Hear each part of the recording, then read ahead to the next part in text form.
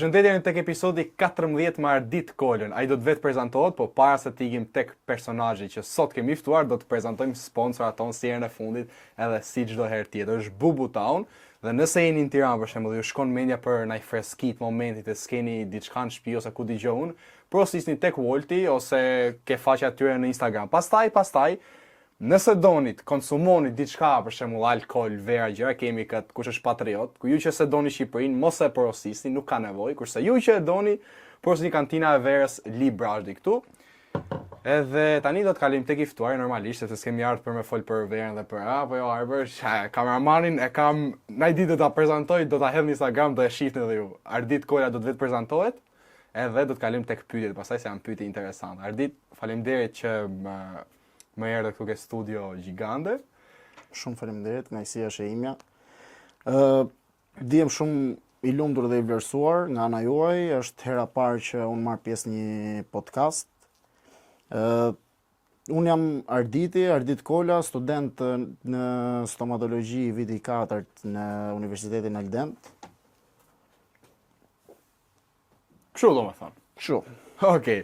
Si është thjesht student sot në Tiranë për shembull? Ma shpjegoj pak, se ti je viti 4, për pak ke vitin e 5, domethënë. Unë po përgatitesh të futesh tek profesioni jot. Unë personalisht mërzitem që jam drejt përfundimit të universitetit. Më duket sikur është pjesa më e bukur e jetës që një person mund të kalojë, edhe pse nuk është se e kam jetuar gjithë jetën që mund të flas për gjitha etapat, por mendoj se ata që thonë që gjimnazi është pjesa më e bukur e periudhës ku ne shkollohemi ose jetojmë, mendoj se janë ata persona të cilët nuk kanë përjetuar jetën universitare. Kështu që mendoj se universiteti. Mendoj që është më e bukur se gjimnazi për shembull. Po, pa diskutim. Universiteti është numër 1. Sidomos unë flas edhe për personalisht vetë si e kam kaluar. Si ke kaluar. Okej, kot të pyes, çfarë gjimnazi ke marrë? Unë kam marrë Don Bosco për shembull. Unë kam mbaruar te Qemal Stafa. Te Qemal Stafa. Afër kemi qenë. Unë ke Don Bosco, ti ke Qemal Stafa, ke Rruga Durrësit. Po, në Zogzi. Po bravo, ke Qemali, disi, po kalosha sot, do ta them këtë, nuk do pi, po kalosha sot po isha për shkollë. Të beton të gjithë gjimnazistat, domethënë, nga 100 që ishin aty, 10 ishin pa cigare në dorë, 10, as 10 jo. Gjithë, o me vape, o me cigare, o me ku dëgjoj, nëse se. Kur kemi qenë ka qenë më shumë si diktaturë, më thënë drejtën, po. Ka qenë shumë shkollë e rept. Po ashtu duhet të por tash ishte lëshu fare. Si mendon ti Ardit, sipas edhe eksperiencës tënde, po edhe nga ajo që shef, domethënë, sa e lehtë është ose domethënë ma krahaso pak të bësh miq në universitet. A është e lehtë, është e vështirë apo varet nga tipi? Ti në vit 4 do e kesh një rreth tënde që e ke kriju, domethënë, që nga viti i parë absolutisht, po si është në universitet domethënë, kjo është miqësi. Unë personalisht mbarova në nëntëvjeçaren e kam bërë te Kongresi i Manastirit. Dhe kur shkova në gjimnaz në Qemal Stafa, nuk njihja asnjë person. Zero. Maksimumi 2 personat, nuk është se kam pas shumë muhabet, them drejtën. Ndërkohë që aty u miqsova, sidomos me brezin tim, u miqsova me që të gjithë. E njëjta gjë ndodhi edhe në universitet pastaj kur shkova tek Aldenti. Në fillim nuk njihja më shumë se sa 3-4 veta, merra pjesë në për çdo gjë që bëhej, organizohej, ballon e vitit të ri. Po, ballon e vitit të ri kemi pas ne më shumë të them drejtën atë kohë kur isha unë viti i parë. Ndërkohë me kalimin e kohës, pastaj miqësoheshim me gjithë njerëzit, ndërkohë mendoj se ka të bëjë më shumë pjesa e tipit se si je, nëse ti synon që kur një person ta krijosh si mik ose si miqësi, mendoj se është kjo ajo që bën ndryshimin mes krijimit të armiqësisë dhe krijimit të miqve. Kuptoj, po si mendon, është më e bukur për shembull universiteti, po themi se ndoshta gjimnazi po universiteti, ose edhe gjimnazi, fol për çfarë dush. Të ketë atë rivalitetin për shembull, grup me grup shoqëror, domethënë një grup me një grup tjetër, këto ku diun gërritjet, si mendon ti, a bën më të bukur atë periudhën për shembull? Ajo thjesht të bën që ta kalosh çdo ditë shkollës duke u marrë me kundërshtarin, mos ta shijosh vetë dhe kur të mbaroj pastaj thjesht ti bish kokës me gryshta kur i thon në gjuhë popullore. Por mendoj se aty në shkollën time nuk është se ka rivalitet me studentëve, plus ka të bëjë edhe me moshën që është shumë e shkurtër ajo koha që zgjat nga kalimi i vitit 3 nga matura për në universitet. Zgjat vetëm 3 muaj, ndërkohë që për 3 muaj më duket sikur është të çdo person reflekton me veten e vet dhe kur vjen në universitet pastaj është komplet një person tjetër. Qa plani ke për shembull mas mbarimit të universitetit? Mas e është vitin e 5. Ma thuj konkretisht me ç'a mendon ti tash? Se ti mund të fitosh dhe llotarin, po marrim shemb, ose unë, ose ku di unë. Po ç'a plani ke konkretisht? Me ç'a mendon që do bësh? Do futesh direkt në punë, do hapësh klinikë tënde na. Ku di unë domethënë? Unë në gjimnaz dhe në universitet kam pas një jetë shumë aktive, sidomos tani në universitet. Edhe dega që unë studioj që është stomatologjia, i bie që unë nesër pas nesër thjesht të mbyllem në klinikë dhe të punoj aty edhe të mos kem kontakt me botën e jashtme, ndërkohë që unë nuk jam mësuar ta ndjek atë lloj mënyre jetese dhe besoj dhe mendoj se do mundet bashkë me këtë ekipin që kemi krijuar aty brenda universitetit, do merrem edhe me gjëra pak më madhore që do na shoqërojnë gjatë gjithë jetës, edhe nuk mendoj se do jetë thjesht diçka që na ishte një herë u fliste kur ishim në universitet edhe mbaroi.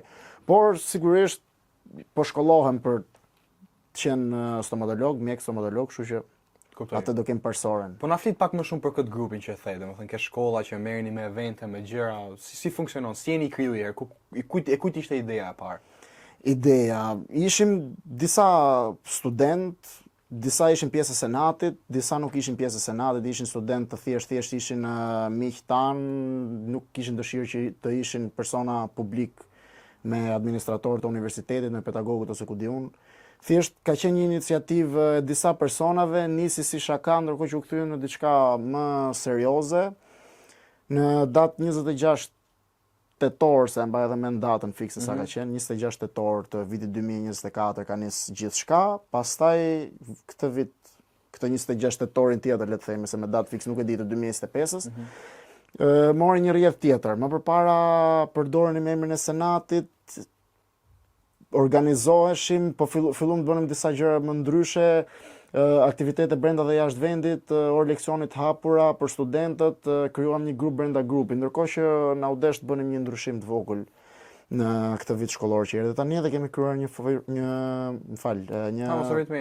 këtu do ngatrohemi se janë na kuptoj dhe na kritikojnë Arbër. Na kritikojnë që sa i mirë është aq zart. Një forum studentor kemi krijuar me emrin Union Nostra. Kemi zgjedhur këtë sepse ka të bëjë me gjuhën latine, e cila është një gjuhë e cila na ndjek neve në studimet tona në fushën e mjekësisë. Dhe Union Nostra do të thotë bashkimi ynë, bashkimi i studentëve për të vetë organizuar, për të mos pasur ndikim nga askush tjetër ose edhe thjesht për të qenë të lirë. Të kuptoj. Po tash të pyes për diçka tjetër. Unë masi ta japësh ti për ju do flas dhe unë pak diçka të vogël për universitetin tim. Po si mendon ti? A ka më shumë drama apo dashuri, ta themi? Në drama koti apo dashuria apo ku di unë, ma shpjego pak si e shef ti këtë pikpamjen që janë këto dramat, janë këto Karasevdat, që janë këto telenovelat. Mendoj se janë të lidhura të dyja me njëra tjetrën, edhe dashuria dhe dramat, por me thënë drejtën ke këto organizimet tona, sidomos të jashtë vendit, më shumë ka drama. Po na thuj për çka ke pati ndaj dramë të lezetshme për që mund ta thush. Për të pa, tani ç'a s'ke pa, po ç'a mund të thuhet në kamerë. Jo, se për të pas kemi pa, po kemi dëgju lart e poshtë, por që unë ecim këtë parimin që nëse se shef me sytë tu, nuk ke pse e beson. Okej, të kuptoj.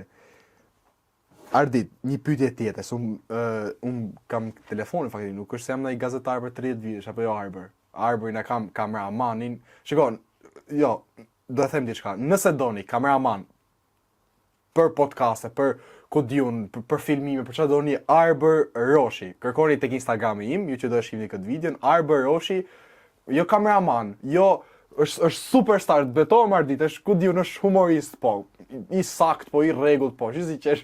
Për zotin ore.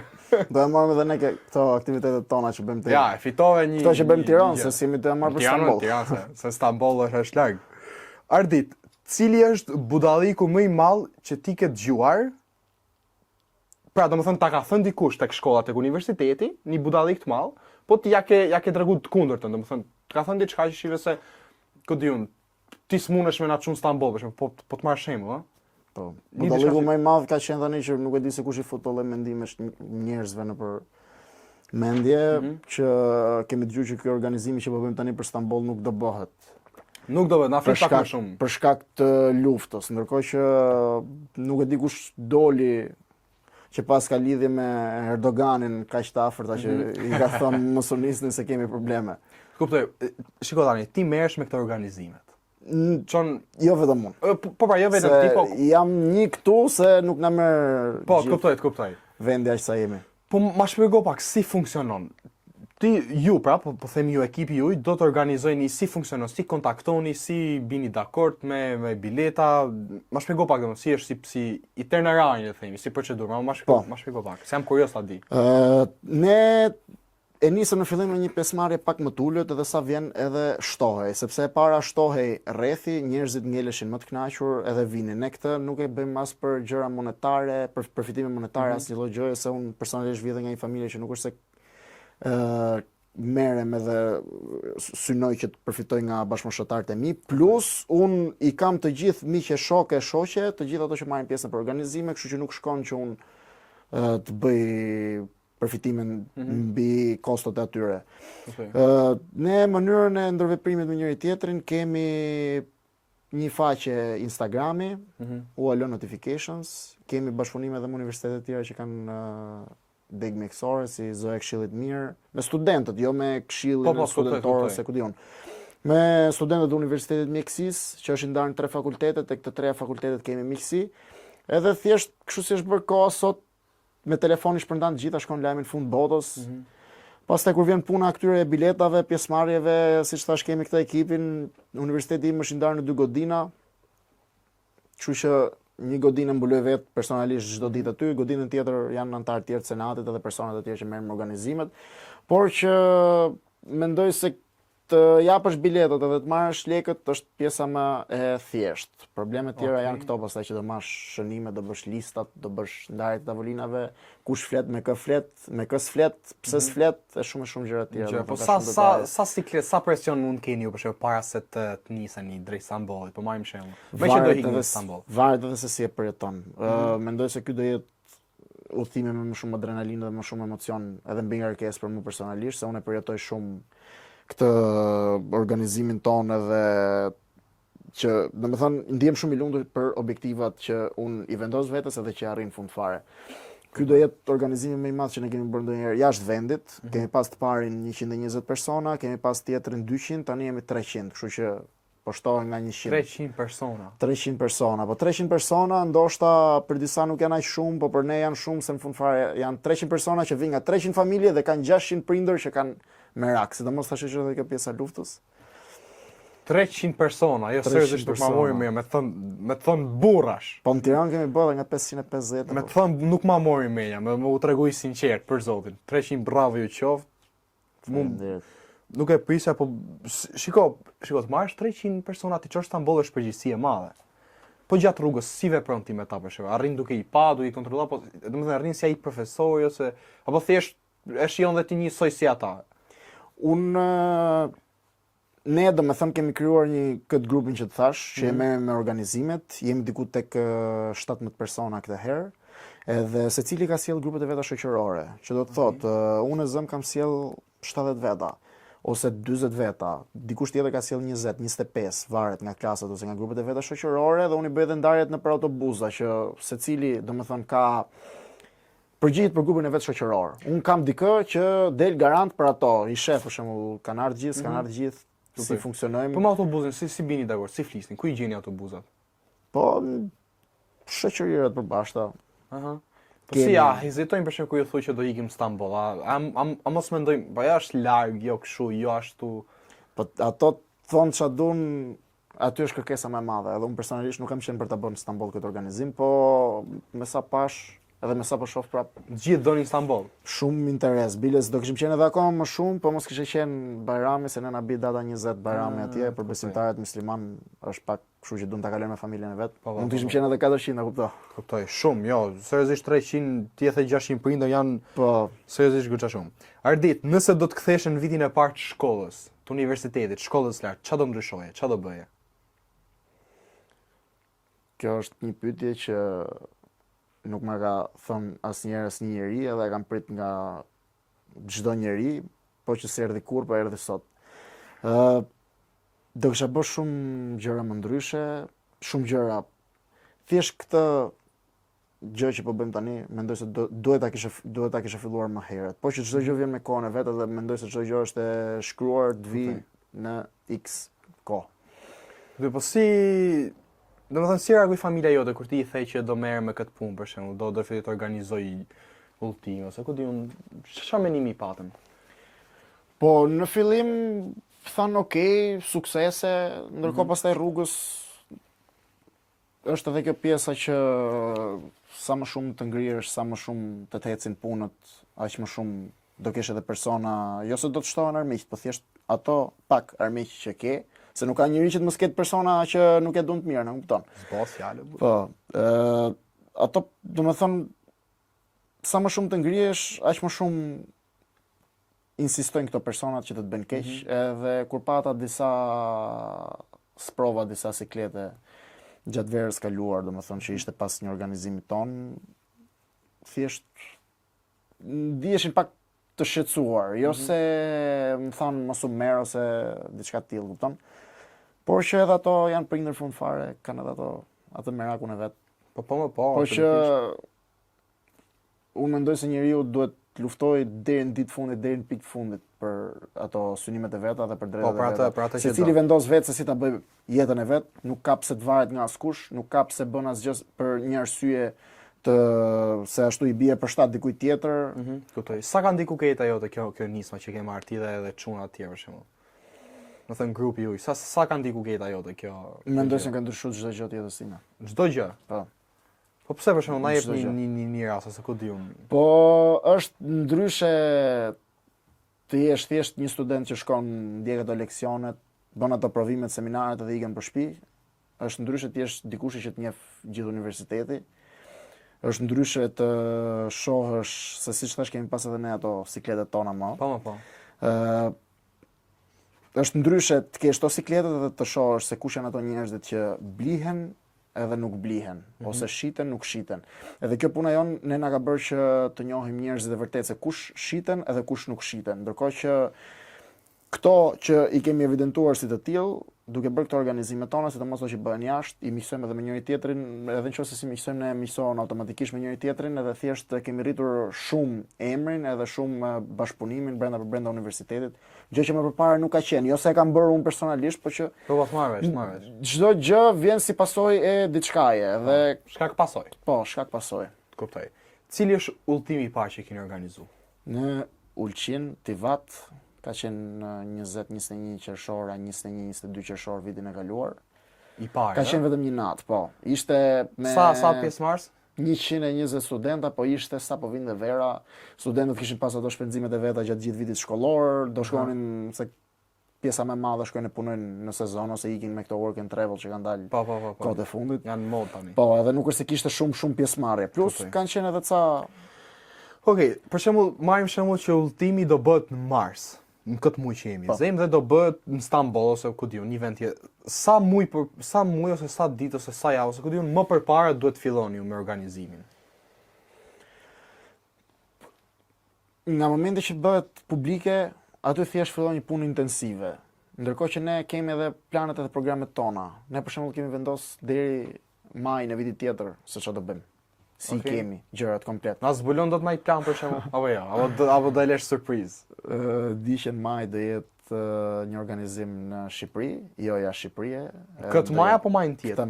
Këtë maj. Po flasim për këtë radhës tash se s'po flas për shumë larg se nuk I dihet. Okej. Do jetë diçka 1000 studenta. 1000? Po, në Tiranë. Nga shkolla jon, nga Universiteti Mjekësisë dhe disa nga Albanian University. Po si, do që shkolla jon është në Tiranë kjo gjë? Po, do bëhet në Tiranë. 1000 studentë. Hajde. Okej. Cila është aventura më interesante që të ka ndodhur gjatë një udhëtimi? Ty personalisht një edhe çka ke dëgjuar një nga tjerë për shembull. Eksperiencë tënde dhe të tjerët. Çfarë është gjëja më aventura më interesante? Ose domethënë që ti e mendon gjithkohë shive se un kam kalu këtë ose kam pak këtë ose ku di unë. Nga momenti që kam filluar të bëj vetë organizimet, kam qenë çik më I përmbajtur me thënë drejtën edhe nuk është se kam shumë eksperjenca të tilla, më kupton. Aha, Kam pas një rol më ndryshe, jo se kam dash dukesh as i Po, interesant, kuptoj, por që thjesht kuptoj. kam pas atë sikletin që nuk e gëzoja si gjë njësoj me tjerët. Domethënë unë gëzohesha kur vija në Tiranë, kur shkarkonin ato buzat, valixhet e njerëzit e çdo gjë që kishte me vete. Aty gëzohesha unë që çdo gjë shkoi me sukses, nuk kishte probleme. Okej. Kjo është e gjitha. Po që nuk është se kam pas ndaj as kështu që të them. Kuptoj. Unë do të bëj dhe pyetje për Shqipërinë orish, po normal tash pa pi çik kështu. Ti arbe për këtë? Ha, si do duk? Mirë? E more konfirmimin e kameramanit tash. Ti ardit se provova këtë, po s'ka gjë. Kur Ja, dush. do ta provojmë tani kur mbyllëm kamerën. Bubu Town është pija më, ku diun, më ekselente, nuk e di domethënë është seriozisht porositeni dhe përdorni kodin Everest për të marrë 30% zbritje. Këtë besha ka se nuk ndodhi gjë tjetër. Edhe mund ndodhi, nuk e di, po për momentin jo, unë thjesht po bëj një reklam si thosh. Provojeni edhe ju sepse është meraviglioso thonë italianët. Si ishte kjo reklama Ardita? Super fare. Vje keq tash. Tash unë Ardit do t'i themi dhe ca gjëra domun për kamerën, ne bë muhabet dhe ti më the që je patriot. Domethënë i dhën mbas Shqipërisë. Edhe unë kam zgjedh disa pyetje që normal do t'i shtjelloj, mos e, domethënë do flasësh si se të vinë. Ardit çfarë do thotë ti je patriot në 2026 për ty? Mendoj se është një nga gjërat më të vështira dhe më të pazakonta për rinin shqiptare, sidomos. Ha, bukur, shumë e pazakonta. Shumë gjë e bukur kjo që thesh. Si ka mundësi më bë, Arber? Do thënë ti je patriot sot, je debil. Më të tallin. Ku di unë, mu të paktën mu më rastis, domethënë kush janë shokët mi që ose shoqët që do e shohin këtë video, të e kuptoni që jeni shumë dakord. Vazhdo Ardi, shumë e bukur përgjigje. Mendoj se nuk e di pse po bëhet kjo gjë ditët e sotme, por ka të bëjë me familjen, ka të bëjë edhe me mënyrën se si i jepet kultura në shkollë. Për mendimin tim, shkolla nënvjeçare është baza që duhet marrin edhe për atë dashurinë. Duhet ketë siç ka për shembull në shumë shtetet e Europës, ka orë në të cilat orë mësimore që bëhen ekstra pas këtyre matematike, gjeografie që janë to letërsirat, që flitet për fen. Ne ndërkohë mund të flasim për atë dheun.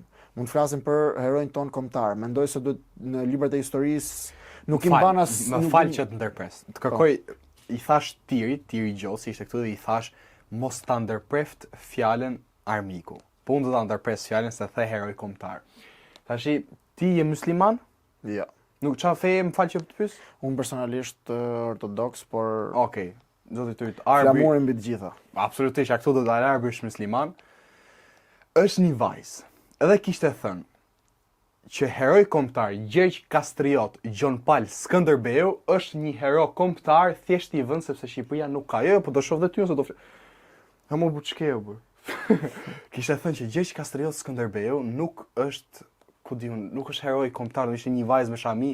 Unë nuk kam absolutisht asgjë as kundër shamis, as po të lutem motër, hiq shamin, mendo mirë, se ndoshta mend ti ka zon shamia, nuk e di çfarë problemi ke, po nuk mund ta thush këtë ti, domethënë thush që Skënderbeu nuk është hero kombëtar, se janë dhe kamera se do flisja në një ta them trosh, do flisja në një gjuhë tjetër, domethënë një gjuhë që di shumë mirë ta përdor, po vendos ndonjëherë mos ta përdor. Dhe gjithë ju janë ca Arber edhe ti Ardit, se po flas kështu tash. Janë ca islamik, jo musliman, islamik. Kuptojnë që dhe islamik, jo musliman. Islamik e kanë mjekrën këtu poshtë. Jo, ka mjekrën gjatë, kanë mjekrën këtu ke gjuri. Edhe thonë, vajza e Xhaxhait është femër e huaj, thonë. Këta islam, jo muslimant, islamikët. Edhe do më japësh një mendimin tanë për kësë, nëse donë. Thonë, vajza e Xhaxhait është e huaj. Kishte thënë një në Kosovë, do më thënë që një kosovar, që jo shqiptar i Kosovës, kosovar, që po të shkosh me gocën me qikën e tezes, lejohet, se unë nuk e besoj që Islami e lejon këtë, nuk e di, shifini, keni TikTok video, në Instagram, ku do një gjeni, dhe ju lutem, për Gjergj Kastriot Skënderbeun, mos ashtu, se jo se do ju bëjnë na gjë, po thjesht, edhe mund t'ju bëj, nuk, se bëj shaka, nuk do t'i, po kujdes se nuk ka lezet, mëj motor, hiqe shamin dhe pastaj, se ndolin nga shpirti plaku, nuk munda, nuk rridot, kërkojnë dijes për ju që mërzitet, ju që jeni musliman, love you, ju du shumë, po tash i Gjergj Kastriot Skënderbeu, po më hut atë, ju më hovë zoti, s'di çfarë më thonë. Nëse respekt. Është legjendë mbi legjenda. Pa, Jo legjenda, ai është nëse nuk ja vet dot një titull, nëse domethënë gjesh nuk nëse nuk gjetet, nuk ekziston një mbiemër, s'di çfarë mbiemri të vesh përpara. Për pyetjen që më bëre, unë pjesën më të madhe të shoqërisë e kam muslimane, sidomos edhe shoqërinë e ngushtë, por që fen secili ka për veten e vet është gjëja më personale, mendoj unë. Na bashkon një gjuhë, një këmbë, një flamur në fund ditës.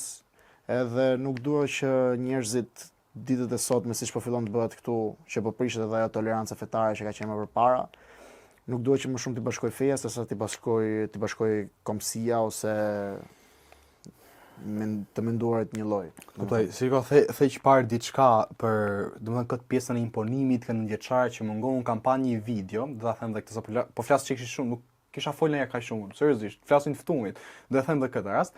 Pash një dokumentar, nuk e di video, dokumentar nuk e di ai ishte a mund ta quaj dokumentar, por një video treguese në Hungari, Debrecen, nuk e di se ç'ishte ishte një qytet, Debrecen po më duket, por nuk di ta shqiptoj mirë, Debrecen nëse. Fëmijët shkonin në shkollë arbër në Hungari, shkonin në shkollë çantat e shpinës dhe flamurin hungarez tek çdo çantë, flamurin e kombit vet. Ja për këtë zot. Edhe ku diun, edhe unë s'kam pik lidhje me Hungarinë, u kënaqa seriozisht kur e pash atë si fenomen.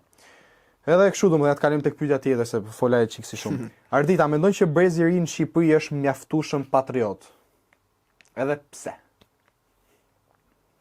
Mendoj se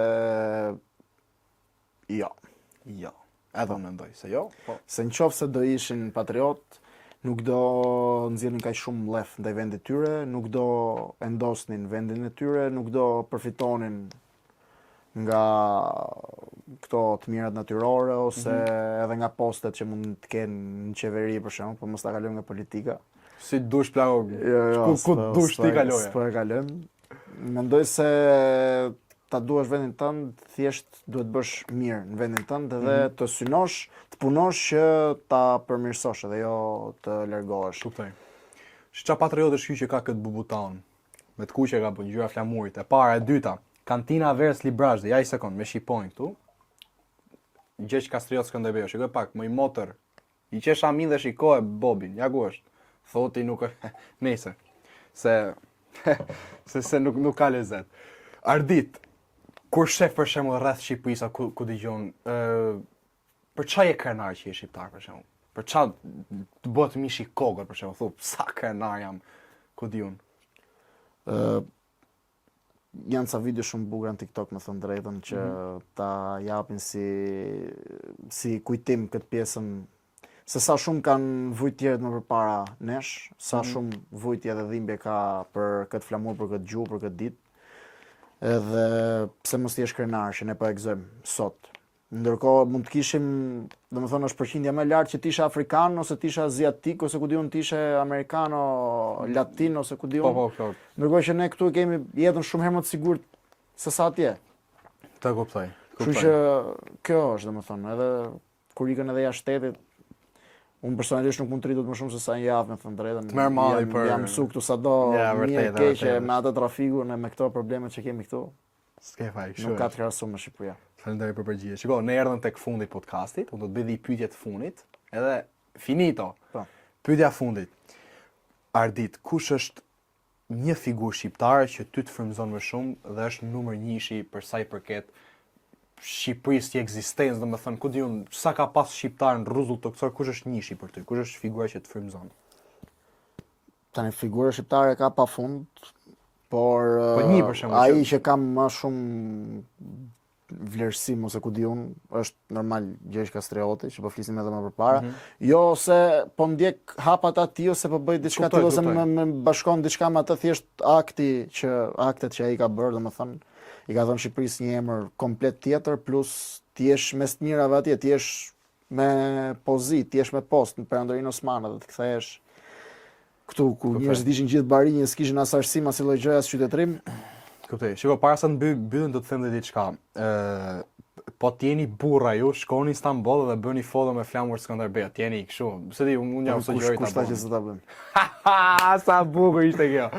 Ardita, ke diçka të fundit për të thënë para se unë t'jap atë, para se arbit ta shtypi atë pip edhe Unë kam për t'i thënë të gjithëve, bashkëmoshatarëve të mi, që të ndjekin ëndrrat e tyre, mos të lën asnjë nga ëndrrat e tyre dhe pasionet e tyre pas dore, sepse nuk i bien për shtat dikujt tjetër.